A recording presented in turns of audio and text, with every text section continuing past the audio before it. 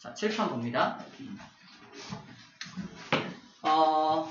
예를 들어서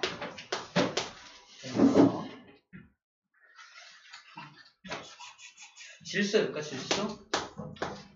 원자번호 7번 질소는 전자가 몇 개예요? 대답 안 하죠. 전자 7개죠. 그죠? 왜냐면은 원자번호가 7번이니까 양성자가 7개 있으니까 전자도 7개 있는 거잖아. 자, 전자 7개가 이렇게 배치를 기다리고 있는 상황을 한번 생각해 보세요. 7개가. 자, 이게 들어갈 건데, 자, 세 가지 규칙에 의해서 전자는 배치됩니다. 전자가 배치되는 규칙이 세 가지가 있다는 거야. 우리가 오비탈을 배웠잖아. 우리 오비탈의 에너지까지 배웠어요. 오비탈의 에너지.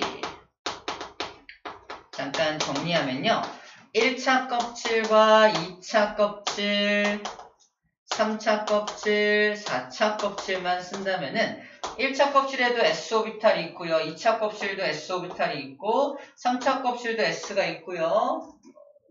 모르는 거 아니죠? 4차 껍질도 S가 있죠? 1차 껍질은 없는데 2차 껍질은 P 오비탈이 있고요. 3차도 P가 있고요. 4차도 P가 있죠. 그 다음에 3차부터는 D 오비탈도 있죠. 3D까지 있고요. 4D가 있고 4차 껍질은 4F까지 존재합니다. 이렇게 있을 때 누가 제일 에너지가 작다? 얘가 제일 에너지가 작은 오비탈이야. 그래서 암기법으로 얘가 제일 에너지가 작아요.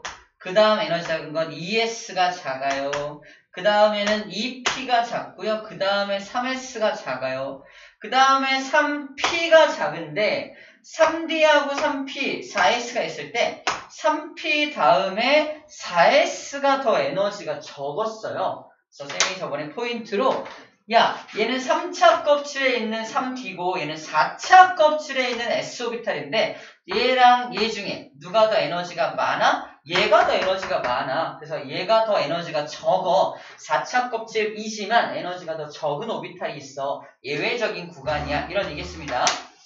그래서 오비탈의 에너지를 우리는 공부했고 첫 번째 규칙이야. 전자가 배치될 때 우리 전자 입장에 되어봐. 전자가 오비탈 안에 쏙 들어갈 건데 굉장히 불안정한 에너지가 너무 많아서 불안정한 오비탈에는 들어가기 싫어합니다. 그래서 가장 에너지가 작은 곳부터 차례차례 전자가 채워지는 원리가 싸움의 원리라고 해요. 싸움의 원리.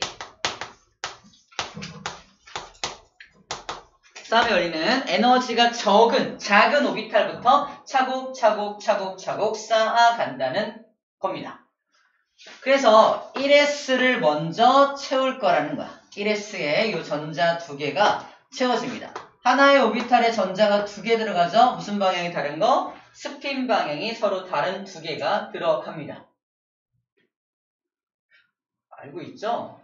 그래서 모르는 거 아니죠? 이거 전자를 표시하는 방법이야. 스핀 방향이 서로 다른 두 전자가 하나의 오비탈에 들어가 있는 모습이고요. 이 오비탈의 이름은 뭐다? 당연히 1S에 두 개가 채워지겠죠. 다시 말해서 너는 1S에 들어간 거야. 나머지 5개의 전자가 이제 어딜 채워야 돼? 1S를 채웠다면 2S를 채워야겠죠. 그래서 2S라는 오비탈을 준비한 다음에 2S라는 오비탈에 또 하나, 두 개가 들어가게 되겠네요. 그래서 두 개가 땅 들어갑니다. 그 다음 어디 채워야 돼? EP를 채워야 되죠. 잘 들어. EP라는 오비탈은 ES고요. 자, P 오비탈은 X축 방향, Y축 방향, Z축 방향 세 가지 방향이 있기 때문에 오비탈이 몇 개다? 3개의 오비탈을 갖고 있는 거야. 그래서 방을 그릴 때 P 오비탈은 이렇게 방을 3개를 그립니다. 이렇게. 하나, 둘, 3개의 방을 그려요. 자, 3개의 방을 그린 다음에 요 하나, 둘, 3개 남았죠? 요 3개의 전자를 어떻게 채울 거냐? 이제부터 잘 들어야 되는데 3개의 전자를 채울 때 이렇게 채울 수도 있죠. 너 여기 들어가. 넌 저기 들어가. 너는 여기 들어가. 너는 여기 들어가. 이럴 필요 있을까?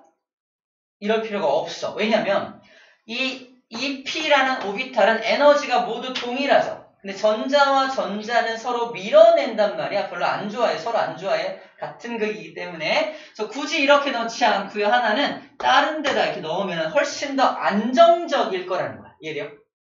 굳이 에너지가 같은 오비탈이 무려 3개나 존재. 방이 3개나 있는데 굳이 2명을 한 방에 집어넣을 필요 없다는 거. 방이 3개니까. 3개의 방이 있고 3개의 전자가 있다면 각각 하나씩 넣으면 되겠다. 더 안정적이다. 굳이 한 방에 2개를 넣을 필요는 없다. 이게 바로 세 번째 규칙, 훈트의 규칙입니다. 훈트의 규칙. 굳이 한 방에 둘을 다 넣을 필요 없어. 다른 방이 존재할 경우에는 그럴 필요가 없어. 라는 말을 해주고 있는 게 훈트의 규칙이에요. 자, 이제 이렇게 혼자 하나씩만 넣어도 돼. 라고 혼자 있는 전자를 뭐라고 하냐면 홀전자라고 불러줍니다. 그래서 훈트의 규칙이 뭐냐? 그러면 훈트의 규칙은요. 오비탈이 존재할 때 오비탈의 전자를 채울 때 홀전자 수를 최대로 많이 만들면서 전자를 채우고자 하는 그런 성향을 바로 훈트의 규칙이라고 해요. 라고 해주면 됩니다. 그래서 에너지가 적은 순서로 채우되 훈트의 규칙까지 잘 고려해서 전자를 채워 넣으면 됩니다. 가운데 뻥 뚫려있는 2번은 뭐다? 하나의 오비탈에는 전자가 몇 개만 들어가야 돼? 2개만 들어가야 되죠? 3개 들어가면 안 되죠? 안 되는 것들. 하나의 오비탈에 전자가 3개가 들어간다? 이거 절대 안 돼. 이럴 수 없어. 그 다음에 하나의 오비탈에 같은 스핀 방향을 가진 전자가 들어갈 수 있어 없어? 이것도 안 되죠. 이런 것들은 절대로 안 돼. 왜 안 되죠? 전자들은 서로 베타적이라서 절대 이렇게 3개를 넣거나 같은 스핀 방향을 넣을 수가 없어. 라고 정리한 게 바로 파울리의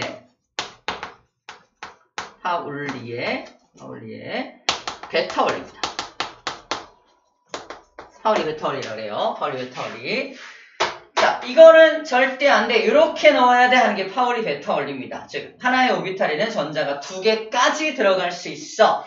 3개를 넣을 수는 없어. 그 다음에 넣을 때 스핀 방향이 서로 다른 걸 넣어야 해. 이게 바로 파울리의 베타 원리라는 거예요.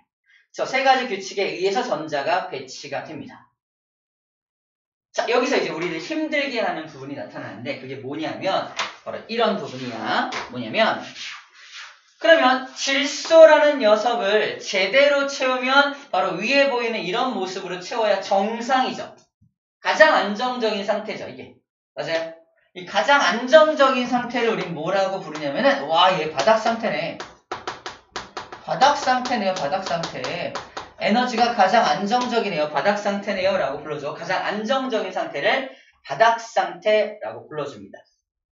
자, 지금부터 살짝 변형을 시킬 거야. 이거 이럴 수 있는지 없는지 생각해 주면 돼요. 참고로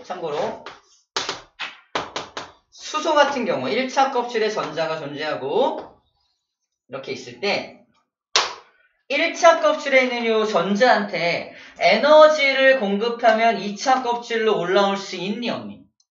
가능하죠. 전이 된다고 표현하잖아. 1차 껍질에 있는 녀석한테 에너지를 공급하면 2차 껍질로 올라올 수 있다.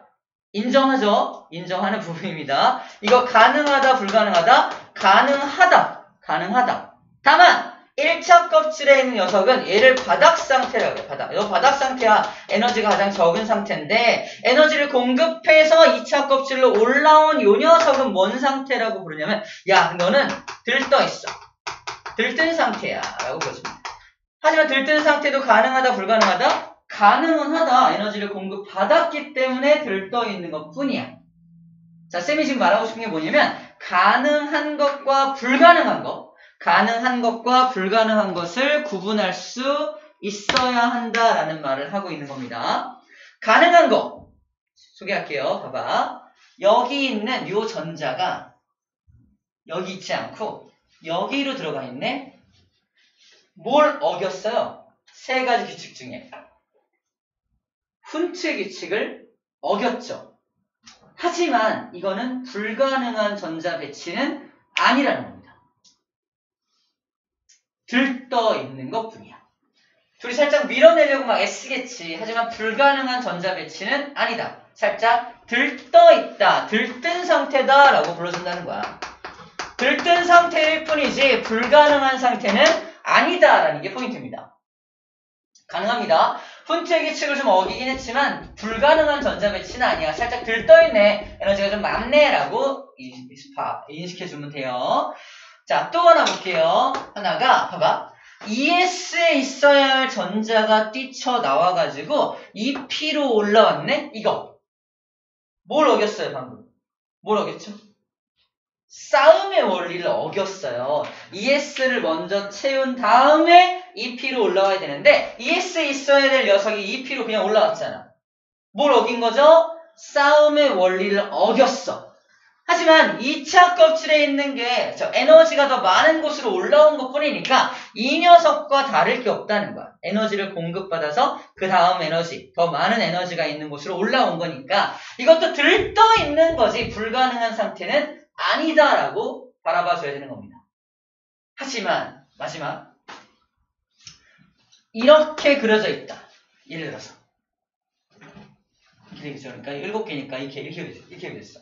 이거는 이거 절대 안 돼요. 말도 안 되네요. 이건 뭘 어겼죠? 파울리의 베타 원리를 어겼죠. 파울리 베타 원리를 어긴 전자 배치는 있을 수 없어. 존재할 수 없다고. 이해됩니까? 다시 말해서 1번과 3번은 에휴 살짝 어겨도 괜찮아. 그지? 좀 들떠있는 것 뿐이야. 하지만 파울리 베타 원리는 절대로 어기면 안 돼. 무조건 맞춰야 돼. 무조건. 그죠? 무조건 파울리 베타 원리는 맞춰줘야 돼 라는 겁니다. 마찬가지로 여기 있는 전자가 여기 있지 않고요. 뭐 가운데 껴있다. 이런 전자 배치 절대로 불가능해. 말도 안 돼 라고 해석해주면 되는 겁니다. 들뜬 상태도 아니야. 불가능한 전자 배치다 라는 겁니다. 이런 것들 구분해주면 되겠습니다.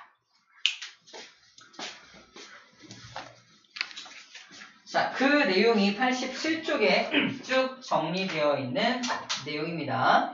87쪽에 정리가 되어 있는 내용이에요. 자, 이거를 기호로 표현해 볼게요. 기호로.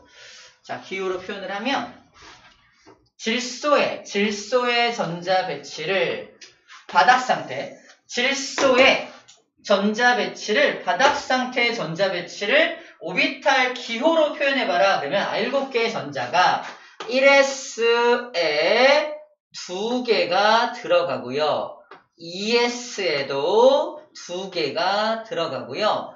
이 P에 나머지 3개의 전자가 들어갑니다. 라고 기호로 표시하는 거예요.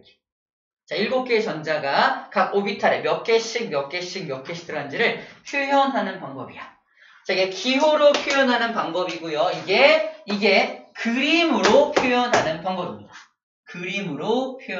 방법입니다. 바로 이 그림, 바닥 상태의 그림을 기호로는 저렇게 표현한다라는 거죠. 저렇게 표현한다는 거야.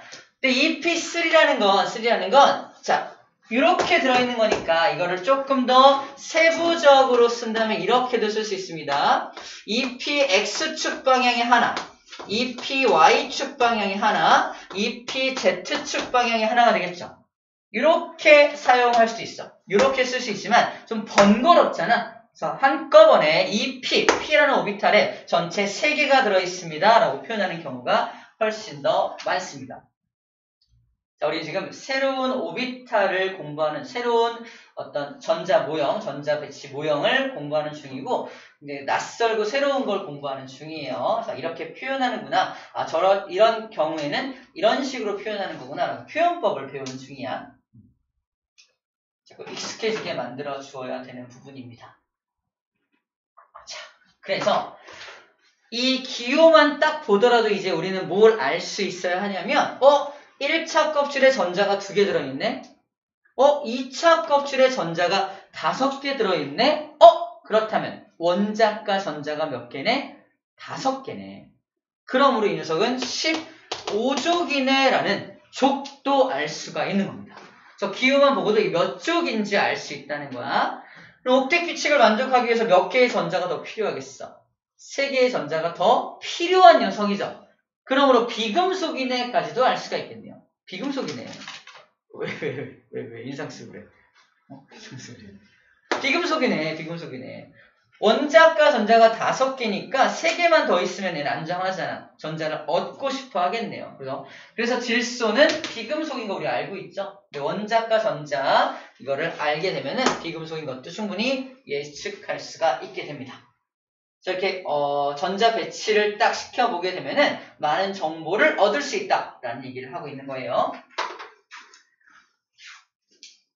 자, 그러면 이 88쪽 맨 위에가 바로 원자번호 2번부터 20번까지 모든 원소의 바닥 상태의 전자 배치를 그림으로 그려놓은 겁니다. 바닥 상태의 전자 배치. 저 3가지 원리를 모두 지킨 녀석들을 그려놓은 겁니다. 이거 여러분들이 이제 빠르게 그릴 수 있어야 돼요. 시험 문제 풀 때 빠르게 그려서 예를 들어서 이렇게 물어봐요. 질소의 거기 네 번째 단위죠. 질소의 그림 한번 볼까? 여러분들 이걸 알고 있다는 전제하에 문제가 나옵니다. 87쪽인가? 있다.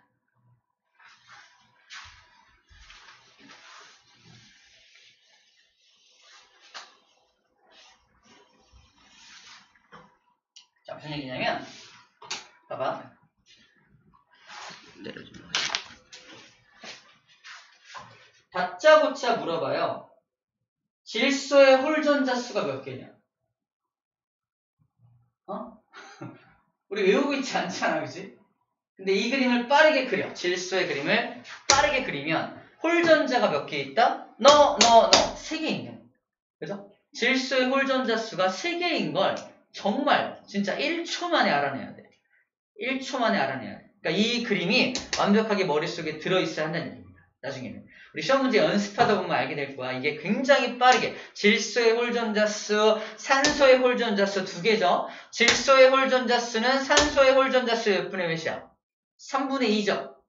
아니다, 2분의 3이죠. 이렇게 몇 배냐? 홀전자 수가 몇 배 들어있냐? 이런 거 문제 낸다고요. A라는 원소, B라는 원소라고 이거를 안 줘. 이걸 A라는 원소라고 하고 얘를 B라는 원소라고 한 다음에 A라는 원소의 홀전자 수가 몇 개인지 물어보고요. B라는 원소의 홀전자 수가 몇 개인지 물어본 다음에 A라는 원자의 홀전자 수는 B라는 원자의 홀전자 수의 몇 배만큼 들어있냐 이런 게 물어보고요. 되게 간단한 문제인데 굉장히 2분의 3배, 3분의 2로 막 이렇게 들어가면은 어렵게 느껴지게 하는 것 뿐입니다. 기본이 되어야 되는 건 뭐야? 이 그림을 빠르게 그릴 수 있어야 돼요. 그래야지만 홀전자 수가 몇 개인지 알 수 있다는 거죠. 우리 그동안은 그냥 질소의 전자는 7개예요. 이 정도였잖아. 그지? 1차 껍질에 2개, 2차 껍질에 5개 이랬잖아. 근데 이제는 뭐까지 알아야 한다? 홀전자가 몇 개인지. 무슨 오비탈에 들어있는지. 그죠? 이런 것까지도 알아야 한다는 얘기를 하고 있는 거예요. 그걸 이용해서 문제를 출제하시겠네요. 그분들이. 그죠? 이렇게 그런 내용까지 정리를 해주면 되겠습니다. 자, 이게 이해가 됐다면, 자, 밑에 거를 바로 이해할 수 있습니다. 자, 볼게요. 리튬의 전자 배치, 오비탈 전자 배치를 쓰면은, 리튬은 전자가 3개니까, 1s에 2개 들어가고, 2s에 하나 들어가겠죠? 이걸 통해서 원자과 전자가 몇 개인지 알 수 있다? 1개네. 원자과 전자 수가 1개 있네요. 라는 걸 알 수 있다는 얘기입니다. 산소는 전자가 8개니까 자, 3가지 규칙에 의해서 1s에 2개 들어가고요. 2s에 2개 들어가고 나머지 4개가 2p에 4개가 들어가게 되겠죠. 그러면 얘는 1차 껍질에 전자 2개 들어있고 2차 껍질에 전자 6개 들어있으니까 원자과 전자가 6개인 걸 알 수 있다는 얘기를 하고 있는 겁니다. 칼륨도 볼게요. 전자 19개니까 1s에 2개, 2s에 2개, 2p를 꽉 채우면 6개 들어가죠. 전체 10개 들어갔습니다. 나머지 9개가 3s에 2개, 3p에 6개를 채운 다음에 3d를 안 채우고 어딜 채운다? 4s를 먼저 채운다고 했습니다. 4s에 하나를 채우기 때문에 원자과 전자수는 마찬가지로 하나다라고 말할 수 있어야 합니다. 그래서 리튬하고 칼륨은 같은 족에 있는 거잖아. 같은 족에 있는 것을 찾아낼 수 있습니다.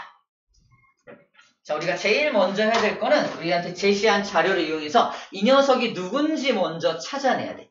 얘 튬이네, 얘 칼륨이네, 얘 산소네 이런 걸 먼저 찾아내서 그 녀석들의 특징들을 이용해서 앞으로 많은 문제들을 풀어내야 하는 능력을 길러한다는 거예요.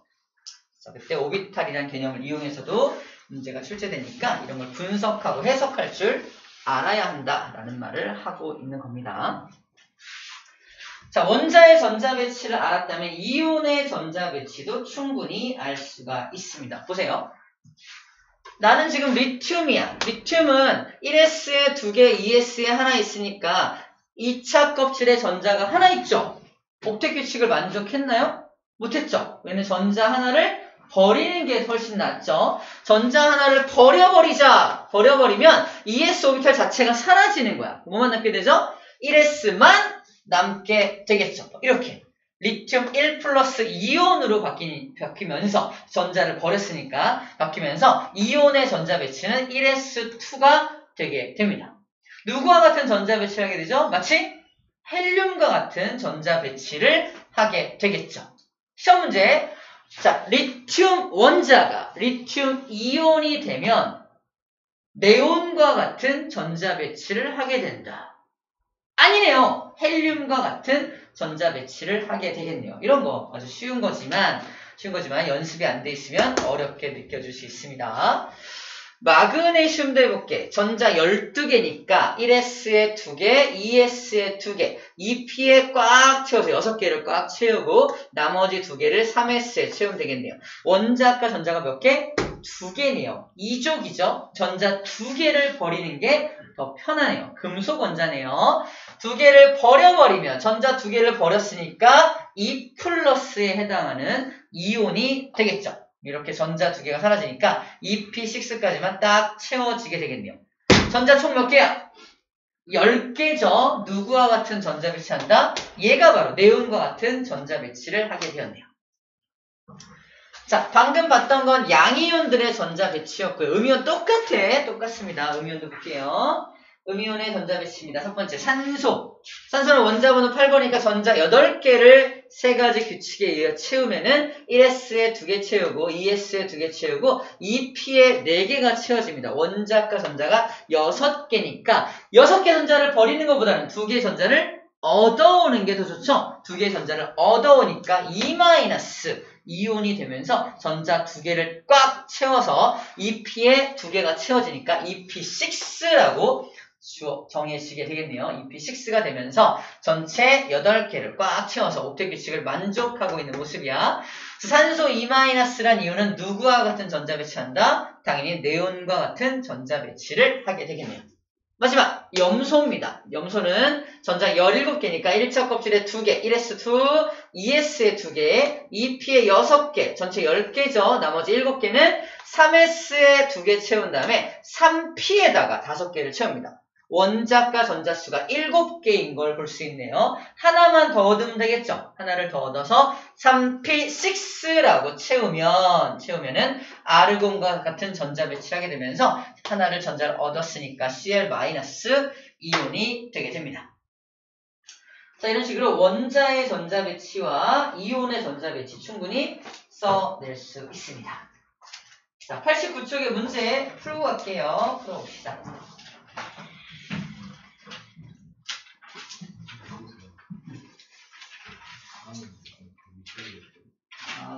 방향. 아니, 달라도 되는데, 일반적으로 일단, 각 오비탈에 채울 때는, 화살표 윗방향으로 채우는 거를 규칙처럼 쓰고 있는데, 상관없어. 상관없다는 말이 여기 나올 텐데.